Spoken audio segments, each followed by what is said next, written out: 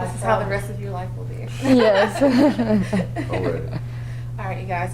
So for the camera and for writing purposes, what's your first and last name? Lauren Dobson. And that's Lauren. Yes, Dobson. Okay, and you are. Mass Reveler.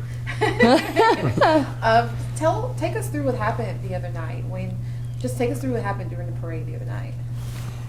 You can start your side first. I guess when we first got to the parade, I got there kind of early with his cousins, and we were there with, I would say, probably like 50 of our friends. Just started showing up, and I was like, this is different. And then my dad and sister and brother showed up, and then my mom and my aunt and uncle and all his family is always there anyways. And so when they all started kind of coming to the parade, I noticed something seems a little different, but okay. And then whenever his float was coming up, he was not in the spot where he was supposed to be, which was his dad's spot on the float. Okay. And saw his cousin and was like, that's where Drew's supposed to be, and he's not there. And then I saw someone in his costume holding a sign, and I saw him, and then he scurried behind the van, and I was like, wait a second, I think that was Drew. And then you can go from there. Oh man, it was.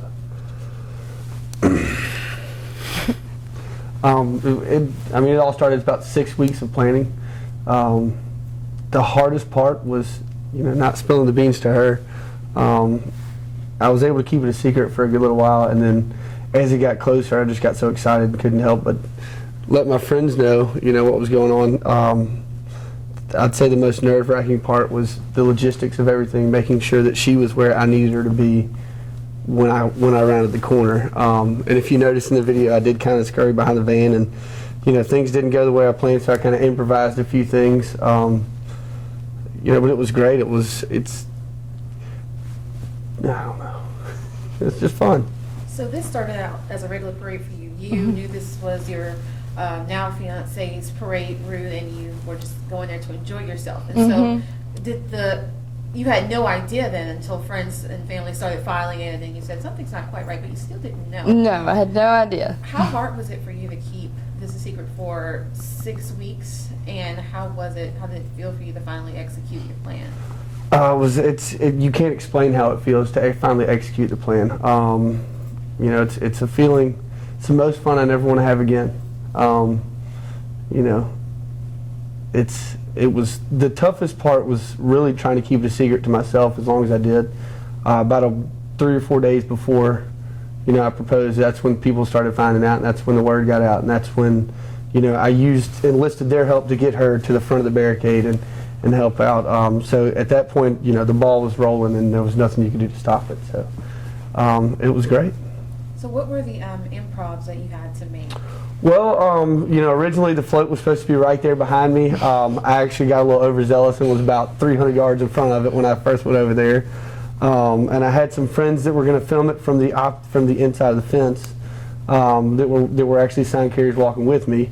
And they were so far in front of the, behind me that I kind of, if you notice, I kind of looked back like, hey, what are y'all doing? And then, just said, I'm just going to do it. So I just kind of, actually I drew a blank when it happened, it was just kind of caught up in the moment. So, and then tried to put the ring on the wrong hand. So it was fun. Your fiance mentioned that she knew that your family would be there, so it seems like Mardi Gras is a central theme. It is. In your family's life. It is. My family's been in the organization for 40 years.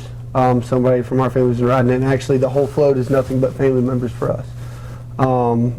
Like she alluded to, that was my father's spot is where I was. That was kind of his legacy.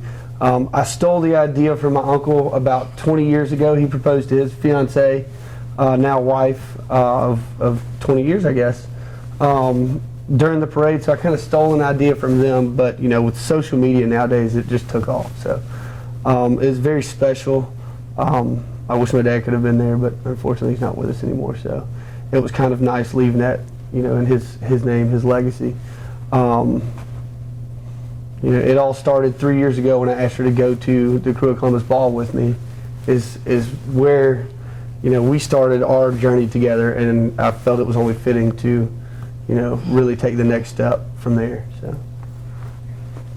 When is the wedding? Do you guys know yet, or is it just You know, we're just kind of playing with ideas on when we want to do it. We don't know how long we want to wait, but you know, we want to do it we want to do it in the fall, but we don't know if it's the best thing with the, you know, football tradition we have around here. traditions here? You guys, you've chose. I think that was the coolest proposal I've ever seen, and so many people on our Facebook page liked it and shared it. So, what do you have to say for? What's your thoughts on social media and how your love stories being perpetuated through social media and through Mobile and throughout the world, probably? It's awesome. It's fun. You know, that's one of the good ways. You know, I had to actually turn my phone off yesterday because it was, you know, nonstop stuff coming through Facebook and messaging. So it's been a lot of fun, you know, to really share that moment with as many people as we did. It kind of speaks volumes to our relationship. We're very outgoing people, and that's, you know, we wouldn't want it any other way. It's perfect. Do you have anything else, Tim? We'll get a couple shots. Awesome. If you could just